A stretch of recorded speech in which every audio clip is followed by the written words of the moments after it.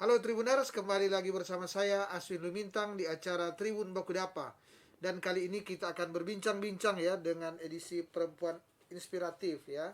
Jadi seorang perempuan ya masih muda, mahasiswa yang sudah banyak inspiratif yang boleh kita lihat nanti atau dengarkan di bincang-bincang. Dan karena itu kita akan bincang-bincang dengan topik milenial kampanye stop kekerasan terhadap perempuan dan anak. Dan untuk perbincangan ini saya sudah dengan narasumber Sri Ellen Puspita Pomulu. Dan seperti biasa sebelum saya mengajak bincang-bincang, saya memberikan kesempatan kepada narasumber untuk memperkenalkan diri. Jadi ini Sri Ellen ini sehari-harinya biasa dipanggil Swenti ya. Silakan memperkenalkan diri. Halo, perkenalkan nama saya Srelen Puspita Pomulu, mahasiswa aktif di IAIN Manado, jurusan Manajemen Dakwah. Sekarang aktif di organisasi ekstra kampus yaitu Pergerakan Mahasiswa Islam Indonesia dan sekarang menjabat sebagai Ketua Kors PMI Putri cabang Metro Manado, dan sekarang juga saya tergabung di dalam Gerakan Perempuan Sulawesi Utara. Mungkin itu dulu perkenalan. Ya. Dan Trimuders, untuk menyingkat waktu ya, karena kita akan berbincang-bincang dalam 30 menit ke depan, saya akan langsung mengajak ke Swenti ya untuk berbincang-bincang terkait dengan kekerasan terhadap perempuan yang masih dominan terjadi ya di Indonesia, terutama di Sulawesi Utara. Dan kita akan bincang-bincang bagaimana di kalangan milenial atau di kalangan mahasiswa ya, kalangan mahasiswa. Swenti, ya, ini gimana di Sulut sebenarnya kan ada sering saya tanya, ini kita lagi memperjuangkan kekerasan terhadap perempuan. Ada yang bilang, oh itu kok di Jawa sana karena mereka begini-begini. Kalau kita di Sulawesi Utara enggaklah sama. Nah, tapi gimana sebenarnya? Apakah perlu di Sulawesi Utara kita terus mengkampanyakan? Dan bagaimana respons di kalangan milenial, terutama tentu di kalangan mahasiswa atau di internal PMII, boleh diceritakan, silakan. Nah, saya rasa isu kekerasan seksual itu bukan hanya sebatas isu orang Jawa atau isu yang ada di Jawa sana, tapi Ya. saya rasa isu kekerasan seksual ini adalah isu nasional, bahkan isu internasional yang kemudian kita sebagai generasi milenial itu harus peka dan harus terlibat langsung untuk mengkampanyekan soal isu ini. Karena di organisasi yang saya ikuti sendiri di PMI itu memang dari awal saya masuk menjadi mahasiswa dan mengikuti PMI itu kegiatannya memang sudah fokus pada pendampingan isu-isu yang orang-orangnya ini dimarginalkan atau didiskriminasi, seperti isu soal kekerasan seksual. Nah, untuk Terhadap perempuan, anak atau LGBT ya. terhadap perempuan, terhadap anak, LGBT, kelompok-kelompok minoritas lain lah. Ya. Nah, kalau untuk kegiatan di kampus sendiri juga saya rasa perlu adanya keterlibatan mahasiswa untuk membicarakan soal isu ini, seperti misalnya mahasiswa terlibat bersama-sama dengan pusat studi gender dan anak di kampus untuk sama-sama mengkampanyekan apa saja sih isu-isu kekerasan seksual ini, karena kan kebanyakan dari mahasiswa itu tidak ketika mendapatkan kekerasan seksual ini mereka bukannya tidak mau komplain atau tidak mau speak up, tapi kebanyakan mereka tidak tahu apa itu kekerasan seksual, misalnya catcalling, karena catcalling biasa kita anggap sebagai candaan atau hiburan semata, jadi mereka menganggap itu sebagai sesuatu yang lumrah walaupun mereka tidak nyaman dengan itu. Kenapa? Karena mereka belum mengetahui sebenarnya bahwa itu termasuk dalam pelecehan seksual. Swenti, ini gimana kalau di kalangan kampus kan kalau kita lihat ya beberapa waktu lalu sering ada cerita terkait dengan bagaimana seorang mahasiswa terpaksa diam ketika diperlakukan tidak etis ya atau tidak senonoh oleh kalangan yang lebih kuat di kampus, misalnya dosen. Nah, gimana? Nah, menurut saya untuk diamnya seorang atau bisa kita sebut korban atau biasa itu terjadi pada mahasiswa karena mahasiswa ini kan posisi yang lumayan rendah di kampus karena kan masih ada dosen, ada rektor, ada kaprodi dan lain-lain. Biasa ini terjadi pada mahasiswa. Kenapa kebanyakan mahasiswa diam? Itu kemungkinan yang tadi saya jelaskan, bahwa kemungkinan pertama dia tidak tahu kalau itu adalah jenis kekerasan seksual. Yang kedua adalah dia takut. Ketika misalnya melapor, itu dianggap bahwa dia membuat cerita belaka, tidak dipercaya atau memfitnah orang, sehingga orang-orang justru menjadikan dia sebagai orang yang dibully, disalahkan. Nah, yang ketiga, mungkin belum adanya regulasi yang mengatur soal kekerasan seksual. Misalnya baru-baru ini Menteri Pendidikan Pak Nadiem kan sudah mengeluarkan soal undang-undang Permendikbudristek nomor 30 tahun 2021 tentang pencegahan dan penanganan kekerasan seksual di kampus. Tapi kan kemudian aturan itu masih menjadi polemik ya di di sebagian sekolah, perguruan tinggi. Padahal aturan itu kemudian sangat dibutuhkan oleh para korban atau penyintas agar mempermudah mereka untuk mendapatkan keadilan atau perlindungan. Nah, ini yang masih menjadi pertanyaan saya, apakah kampus-kampus di Sulawesi Utara ini sebenarnya sudah mulai menerapkan permen ini atau belum? Karena kan permen ini urgent menurut saya ya. Kalau melihat ya, Senti melihat sekilas ya, gimana? Apakah teman-teman mahasiswa sudah mengetahui ini, atau kemudian bagaimana respon mereka? Apakah cuek atau gimana? Nah, dengan munculnya Permendikbud ini ya. Kalau di IAIN sendiri, saya khususnya IAIN sendiri karena saya kuliah di IAIN tentunya. Dari awal Permendikbud ini muncul, itu IAIN sudah melakukan diskusi ya, dan juga sekalian memperkenalkan semacam sosialisasi ya. Semacam sosialisasi, memperkenalkan permen ini kepada seluruh mahasiswa. Nah, tanggapan dari mahasiswa-mahasiswa yang hadir tentunya mereka juga lumayan mendukung. Nah, ini tinggal menunggu follow up dari para petinggi kampus untuk misalnya membentuk satgas dan juga pedoman soal kekerasan seksual di kampus. Iya. Dan ini ya, direspon sebenarnya beragam. Direspon beragam. Ada yang oke, ada yang biasa-biasa aja, ada yang tidak menerima dengan berbagai alasan ya, Saya melihat ini gimana dengan saya kira gini, seorang Nadiem Makarim ya, Menteri Mendikbud ini sebenarnya suatu hal yang berani. Karena kenapa? Karena di atas Permendikbud sebenarnya ada undang-undang yang mirip, RUU ya, yang mirip yang lagi diperjuangkan, yang sampai hari ini belum disahkan dengan berbagai kerumitannya, dengan berbagai ada unsur penolakan. Jadi saya kira cukup berani. Nah, gimana Suenti melihat? Ya, kalau menurut saya tindakan Pak Nadiem Makarim menerbitkan Permendikbud ini dia adalah suatu langkah maju dah. Dan juga saya harap ini menjadi motivasi untuk pemerintah kita untuk segera mensahkan RUU TPKS, karena kita tahu sendiri bahwa setiap tahunnya angka kekerasan seksual itu semakin hari semakin meningkat. Jadi saya rasa para pemerintah itu bisa melihat betapa cepatnya Pak Nadiem itu dia memberlakukan Permendikbud ini, sementara rancangan Undang-Undang Tindak Pidana Kekerasan Seksual yang sudah dari 2016 masuk prolegnas prioritas tidak sah sampai sekarang. Ini situasi yang tentunya kita sayangkan ya, masih terjadi, artinya dengan RUU TPKS yang belum disahkan. Tapi gini, saya ingin bincang-bincang di tataran real ya, real, karena Suenti ini sudah terlibat selain di PMII, kemudian di GPS ya. Di sini kan tataran-tataran yang memang kerja-kerja lapangan, Boleh tidak menggambarkan atau menginformasikan ke Tribuners terkait pengalaman mengikuti pendampingan atau gimana ya, pendampingan terkait dengan terhadap LGBT, terhadap terkait korban kekerasan terhadap perempuan, baik yang langsung maupun dalam diskusi-diskusi di GPS ataupun di PMII. Silakan.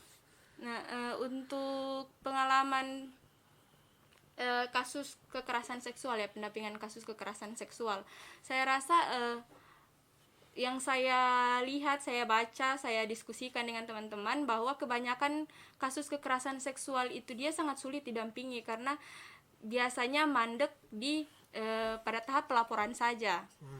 Karena biasa aparat hukum ya, atau misalnya kepolisian itu juga masih banyak yang belum mempunyai perspektif korban. Ya. Banyak aparat kepolisian yang ketika dilaporkan malah disuruh untuk membicarakan ini secara kekeluargaan. Banyak juga terhalang oleh dana ya. Misalnya orang yang ingin melapor itu karena kekurangan dana, itu tidak bisa meneruskan kasusnya karena kan untuk melaporkan kasus kekerasan seksual harus bolak-balik ke kantor polisi ya. Butuh butuh pendampingan, mungkin pengacara kalau misalnya sudah ini ya, betul. Jadi tidak mudah juga ya, tidak mudah. Belum tradisi, ada mungkin lingkungan sekitar kalau pelakunya seorang yang agak berkuasa, punya power ya. Betul, apalagi kekerasan seksual yang diungkap itu biasa dikatakan sebagai aib untuk si korban. Nah, itu menjadi beban juga untuk para korban dan para pendamping korban, dan tentunya yang menjadi harapan tetap RUU TPKS. Nah, untuk pendampingan LGBT itu baru-baru kita sempat mendampingi kasus teman-teman LGBT yang baru-baru viral di 45 di TKB dengan satu dinas lah. Itu kita sudah audiensi dan untung saja kepala dinas korbannya transpuan yang di video tanpa izin dan diviralkan oleh dinas yang bertugas pada saat itu. Nah, itu kemudian kita minta mediasi ke kepala dinasnya, dan untung saja difasilitasi ya untuk mediasinya. Jadi kita kan juga tidak bisa memaksa keinginan orang yang menjadi korban. Misalnya kita maunya ini harus sampai di jalur hukum, tapi kalau misalnya korban berkeinginan untuk ini permintaan maaf saja kepada publik. Jadi kan kita juga tidak bisa memaksakan. Jadi itu Tapi ini Sinti, dengan ada kejadian-kejadian begini mengindikasikan banyak pejabat-pejabat kita, banyak orang-orang di sekitar kita yang belum memahami ya akan hak-hak daripada orang lain ya, bahwa dia belum masih melecehkan lah ya, hak daripada orang lain, sehingga menimbulkan kerugian lah kepada orang lain, menimbulkan kerugian, menyebabkan traumatis dan hal-hal yang lain. Gimana Senti melihat ini? Artinya berarti ini kan membutuhkan kerja keras, kerja ekstra keras baik dari berbagai organisasi, baik di PMII maupun di GPS dan di lain. Gimana?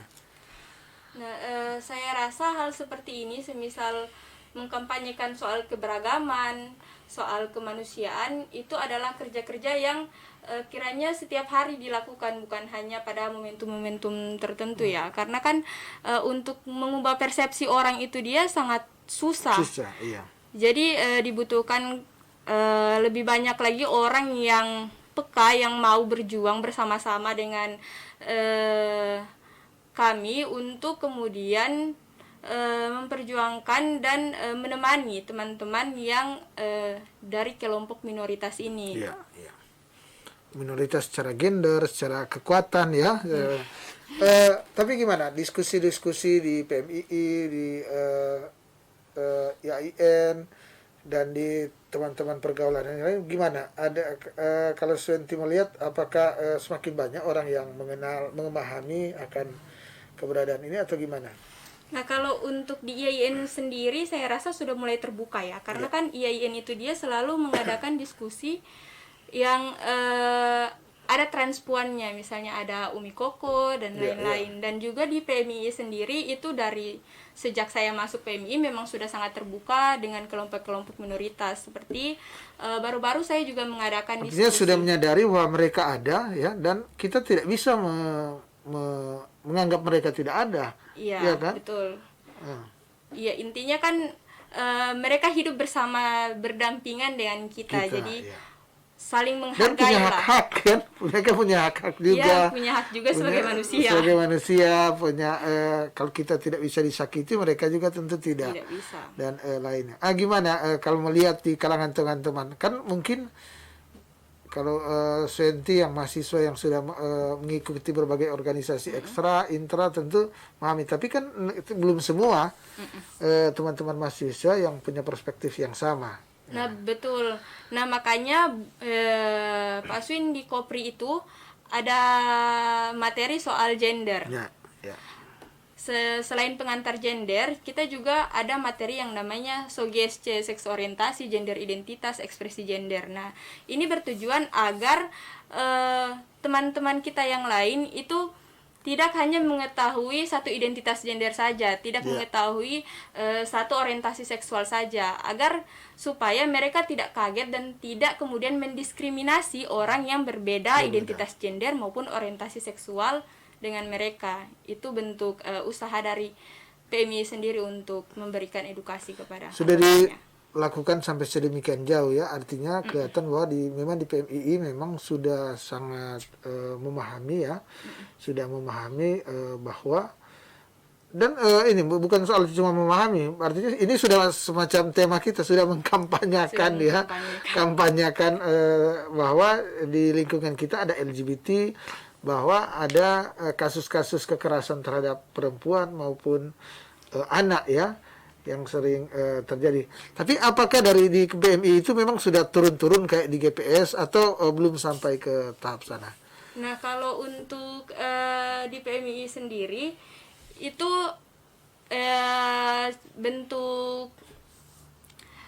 bentuk kampanyenya atau bentuk penerimaan terhadap kelompok minoritas ini adalah bekerja sama dengan mereka. Misalnya pada Hari Perempuan Internasional, nah kita ajak Sanubari Salut atau Sulit, itu organisasi mereka.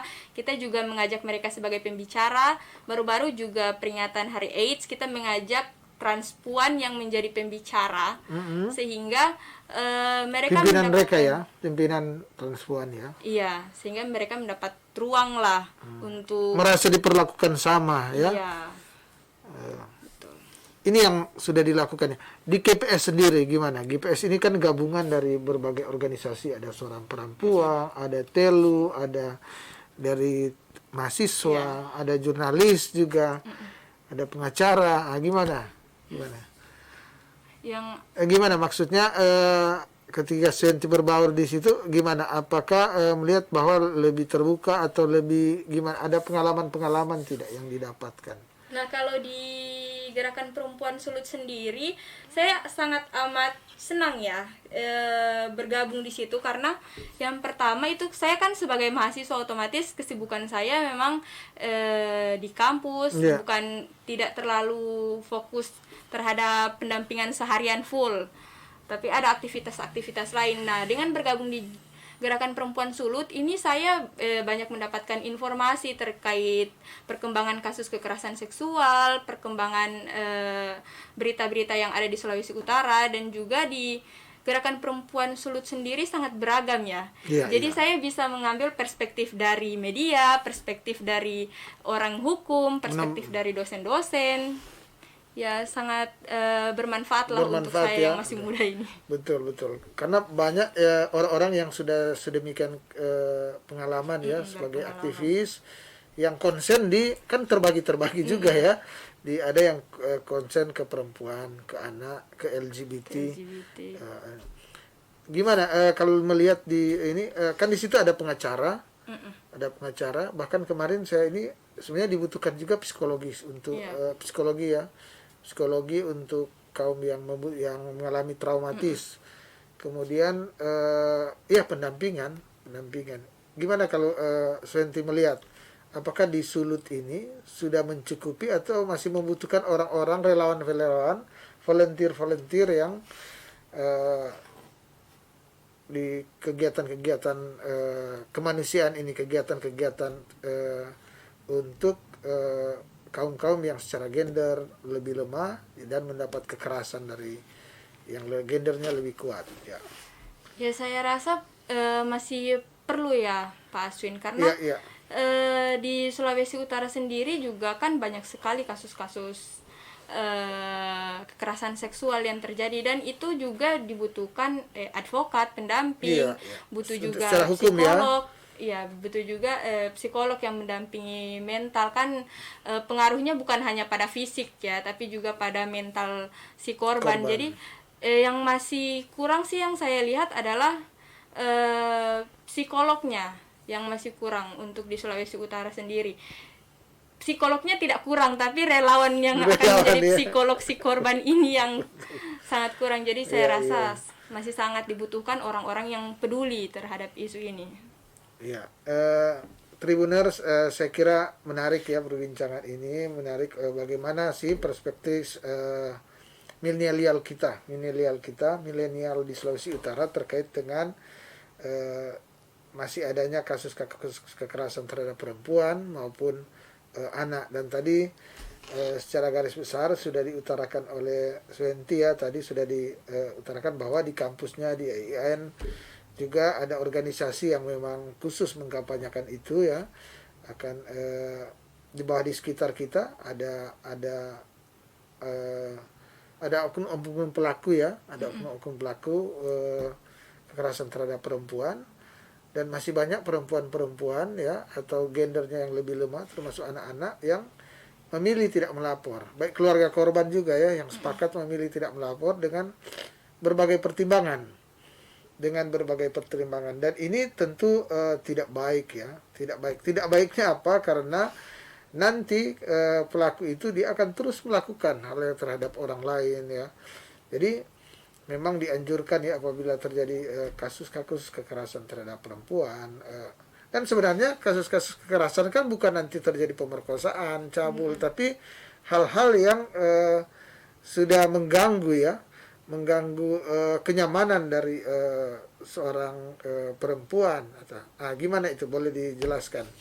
Karena banyakkan orang nanti masih berpikir bahwa kekerasan itu pemerkosaan, cabul, hal yang gitu. Tapi mungkin boleh dijelaskan yang dimaksud kekerasan itu yang gimana, sehingga kan itu dikatakan sering terjadi juga misalnya di kampus toh ada relasi kuasa yang lebih kuat ya dari katakanlah semacam pengajar ya atau akademisi ya, atau dosen lebih kuat.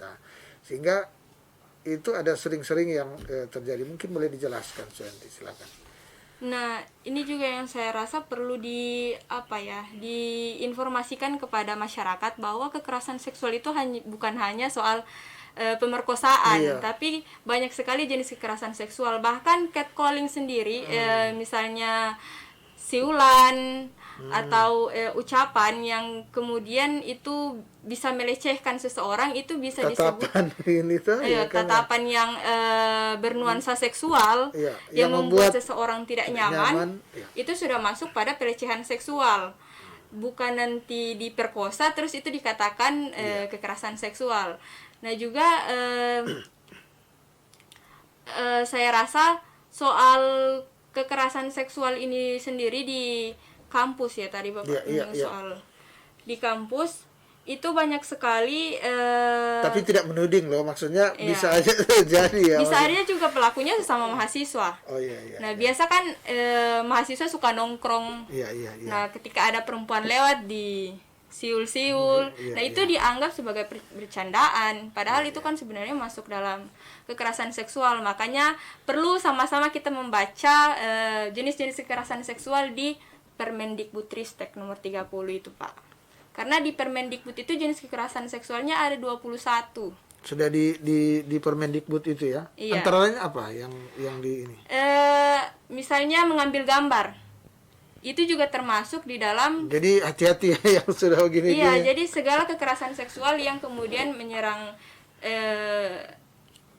fisik seseorang, dan kemudian orang itu merasa tidak nyaman, baik merugikan fisik, psikis maupun kesehatan reproduksi, baik dilakukan secara verbal, non verbal maupun melalui media komunikasi dan informasi, itu sudah termasuk kekerasan seksual di dalam Permendikbud. Jadi bukan hanya nanti secara langsung, lewat media juga sudah dikatakan sebagai kekerasan seksual. Media sosial saat ini ya, media sosial ini ya. Dan itu Tribuners ya, tentu baiknya dibaca ya oleh kalangan mahasiswa ya, baiknya dibaca sehingga mengetahui, karena gimana kita mau memperjuangkan apabila kita tidak mengetahui sendiri memang aturan-aturan yang ada. Dan menarik ya Tribuners bahwa beruntung, maksudnya di era saat ini Menteri kita ya Pak Nadiem sudah merespons ya, bahkan kemajuan luar biasa dan sebenarnya mendorong hadirnya undang-undang yang lebih aturan yang lebih tinggi, aturan yang lebih tinggi yang sampai saat ini harus diakui masih menjadi satu polemik ya, menjadi satu polemik. Tapi dengan hadirnya Permendikbud ini, sekali lagi ini memberikan angin segar bagi kita bahwa hal-hal ini memang dibutuhkan, dan ini sudah jalan ya, yang Permendikbud itu udah jalan. Itu gimana? Kalau yang di IAIN sendiri kemarin saya koordinasi dengan PSGA-nya, katanya sedang dibuat SOP-nya, nanti akan disosialisasikan jika sudah rampung. Ya. Dan Senti, ini kan tentu berbeda-beda menanggapi ini, baik di rektorat tiap-tiap kampus pasti meresponsnya tidak sama ya, tidak sama, karena memang dikatakan tadi di IAIN aja dia harus ada SOP-nya, standar operasionalnya gimana untuk menerjemahkan ya, karena memang ini aturan baru juga, sehingga tidak serta-merta memang harus diberlakukan 100%, karena harus diakui juga Senti banyak yang belum memahami.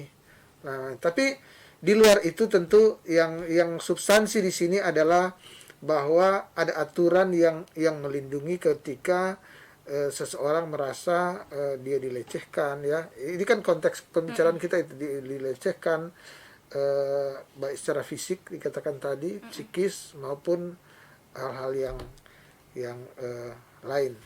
Dan di waktu yang masih tersisa ini, Senti, saya ingin bertanya khusus ke Senti ya. Senti, gimana awalnya Senti kemudian terlibat di, kan tidak semua kaum milenial atau mahasiswa suka terlibat di aktivitas yang begini ya, di ini, karena ini menjadi relawan loh, tidak digaji, kemudian bisa ada orang menganggap membuang waktu atau tidak care lah dengan ini. Tapi gimana kemudian terdorong, apakah di keluarga atau kebetulan berteman, kemudian terdorong aktif baik di PMII maupun di GPS, gimana? Nah, kebetulan organisasi awal saya waktu sekolah itu Ikatan Pelajar Putri Nahdlatul Ulama. Nah, jadi untuk jenjang organisasi selanjutnya di tingkat kemahasiswaan otomatis adalah Pergerakan Mahasiswa Islam Indonesia. Nah, di PMII sendiri ketika saya masuk di PMII itu memang PMII cabang Metro Manado itu sangat konsen terhadap isu-isu kaum marginal ya, atau orang yang termarginalkan, khususnya kasus penggusuran, kasus LGBT, kasus kekerasan seksual, sangat konsen ya, sangat konsen, apalagi di PMI ada Kopri, Korps PMI Putri, lebih konsen lagi. Nah, dari awal saya masuk juga Kopri ini kan dia sudah mempunyai jaringan ya bersama dengan organisasi-organisasi atau lembaga lain yang memang isunya memang konsen di sini, seperti Swapar, Perwati, PSGA. Nah, jadi otomatis karena lingkungan di PMI sudah seperti itu, saya juga terpanggil untuk sama-sama melestarikan budaya, membela lah orang-orang yang termarginalkan. Nah, lantas di kampus sendiri untuk kaum LGBT itu saya mempunyai satu mata kuliah namanya studi multikultural. Nah, studi multikultural. Nah, waktu itu dosennya itu berkata bahwa jika kamu ingin mengenal orang ini, maka kamu harus kenali dia secara langsung, jangan mengenal dia dari anggapan-anggapan yang ada di sekitarmu. Makanya waktu itu kita turun di studi multikultural itu, kita turun di agama-agama minoritas, di kelompok Yahudi, di Sampai gitu ya. ya, di Islam sendiri kita turun di Ahmadiyah, di Syiah, dan juga saya kebetulan lalu dapat di kelompok LGBT. Nah, jadi otomatis lingkungan kuliah maupun lingkungan berorganisasi saya itu sudah mendorong saya terjun ke lingkungan yang seperti ini. Minoritas ya, kaum-kaum yang dianggap minoritas marginal di kalangan ya. Iya, betul. Jadi situasi ini, lingkungan ini yang mendorong Suyanti untuk peduli ya, mau tidak mau. Berarti banyak loh, karena ini berarti banyak teman-teman Suyanti yang ikut terlibat juga, karena ini suatu kegiatan di kampus ya, di ekstrakurikuler.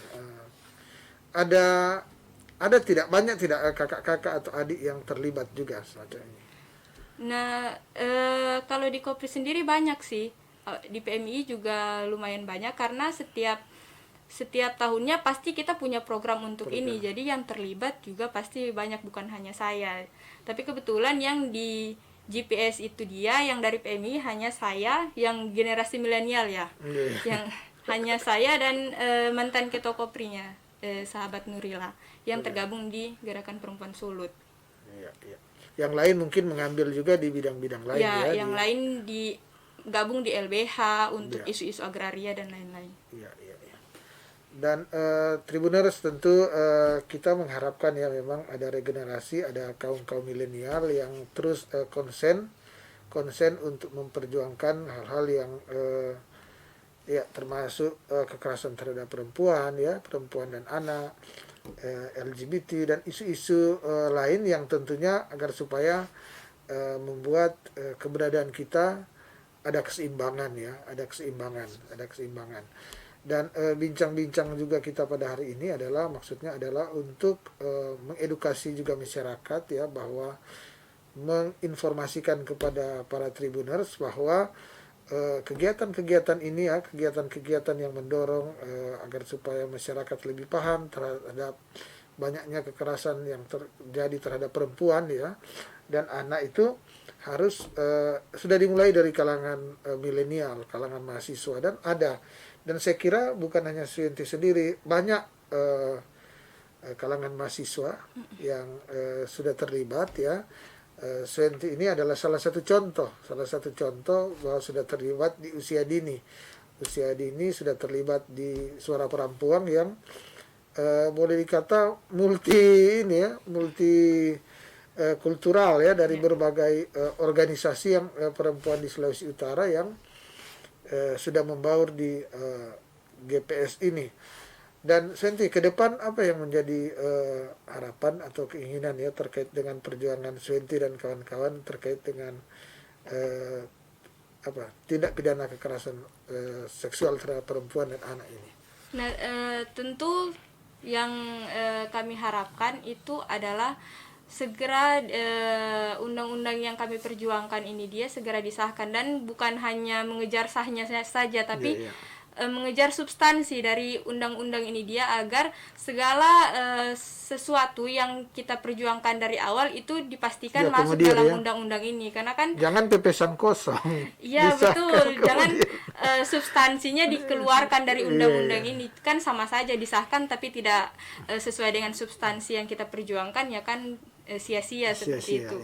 Nah, makanya saya berharap bahwa undang-undang ini itu segera disahkan dengan mempertimbangkan atau memasukkan substansi-substansi yang sudah diperjuangkan oleh para penyintas, oleh para korban. Dan tentunya saya juga berharap bahwa lebih banyak lagi orang yang mau terlibat atau mau terjun langsung untuk kemudian memperjuangkan hak-hak orang yang termarginalkan atau orang-orang yang terpinggirkan di masyarakat itu sendiri. Seperti itu. Ya. Dan Tribuners ya, tentu banyak hal lagi yang akan kita perbincangkan ya terkait dengan di edisi Perempuan Inspiratif ini. Dan tadi ya sudah banyak hal yang sudah saya tanyakan ke Senti ya, terkait dengan kampanye stop terhadap kekerasan terhadap perempuan, yang harus diakui memang harus tidak bosan-bosan ya kita mensosialisasikan, mengkampanyakan, karena ini sebenarnya persoalan yang klasik yang dari dulu sampai saat ini dan ke depan pasti akan terus terjadi. Jadi perlawanan terus akan terjadi, sehingga kita harus tidak kalah ya, tidak jemu-jemu untuk terus memperjuangkan ini sehingga ya harapan kita ada keseimbangan, tidak ada adik kuasa yang membuat ada satu gender yang tidak berdaya, yang termarginalkan karena kultur, termarginalkan karena situasi ya. Saya kira ini yang sudah kita perbincangkan. Dan seperti biasa Tribuner, sebelum saya menutup akan bincang-bincang ini, saya berikan kesempatan kepada Suyanti untuk closing statement ya. Closing statementnya bisa berupa simpulan dari apa yang sudah kita perbincangkan, atau pesan-pesan ke kaum milenial terkait dengan isu TPKS ini, tindak pidana kekerasan seksual terhadap perempuan dan anak. Silakan. Nah, untuk kesempatan kali ini saya ingin menyampaikan bahwa kepada korban-korban kekerasan seksual, untuk mari kita berjuang sama-sama. Mari saya juga menyampaikan dan mengajak kepada seluruh masyarakat untuk mari kita menciptakan lingkungan yang aman dan bebas dari kekerasan seksual, lingkungan yang tanpa ada diskriminasi di dalamnya. Dan tentunya saya juga mengajak kepada seluruh masyarakat untuk mari sama-sama kita melihat segala kasus kekerasan seksual dari perspektif korban. Tidak kemudian menjudge korban, tidak kemudian menyalahkan korban, dan tidak kemudian menyudutkan korban, agar semakin banyak korban yang berani bersuara tentang apa yang mereka alami. Nah, itu dulu dari saya, Bung Aswin. Ya. Dan tentunya saya Aswin Lumintang dari Tribun Bakudapa mengucapkan terima kasih kepada Sri Ellen Puspita Pomulo, yang merupakan mahasiswa ya di IAIN dan juga merupakan aktivis. Jadi diundang di sini atas nama Aktivis Perempuan Sulawesi Utara atau GPS. Sekali lagi saya mengucapkan terima kasih karena sudah menyempatkan waktu untuk hadir di Tribun Podcast Tribun ini. Dan saya juga mengucapkan terima kasih kepada para Tribuners yang sampai saat ini masih setia menyaksikan akan acara Tribun Bakudapa. Dan kita akan bertemu lagi pada besok hari dengan tema perbincangan yang berbeda. Mata lokal menjangkau Indonesia.